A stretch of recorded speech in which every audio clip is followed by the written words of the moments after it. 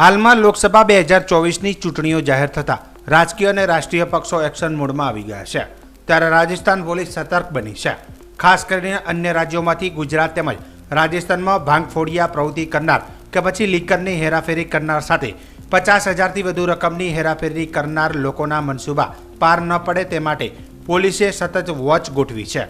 Gujarat border ચેકપોસ્ટને અડીને આવેલી Mawal checkpost ઉપર રાજસ્થાન પોલીસ દ્વારા રાજસ્થાન તરફથી ગુજરાતમાં પ્રવેશ કરતા શંકાસ્પદ જણાતા વાહનોની રાજસ્થાન પોલીસ દ્વારા ચેકિંગ હાથ ધરવામાં આવી રહી છે। ગુજરાત તરફથી રાજસ્થાનમાં આવતા મોટાભાગે તમામ વાહનોની ઝીણવટભરીપૂર્વક તપાસ કરવામાં આવી રહી છે। આ ચેકપોસ્ટ ઉપર પોલીસ હોમગાર્ડ અધિકારીઓ સહિત હથિયારી પોલીસ પણ તૈનાત કરવામાં આવી છે, જે નાના મોટા અનેક વાહનોની તપાસ કરી રહ્યા છે। જોકે હાલ તબક્કે પોલીસે હાથ ધરેલી આ તપાસ ઝુંબેશમાં કોઈપણ જાતની મોટી રકમ કે લીકરનો જથ્થો ઝડપાયો નથી। પોલીસ હાલ તબક્કે રાઉન્ડ ધ ક્લોક 24 કલાક પોતાની ફરજ બજાવી રહી છે। કોઈપણ વ્યક્તિ 50,000થી વધુ રોકડ રકમ લઈ આ બોર્ડર ક્રોસ કરી શકશે નહીં। જો કોઈની પાસે મોટી રકમ મળી આવે તો તેને તમામ પ્રકારના આધાર પુરાવા રજૂ કરવાના રહેશે, તેમ પોલીસ ઇન્સ્પેક્ટરે જણાવ્યું હતું।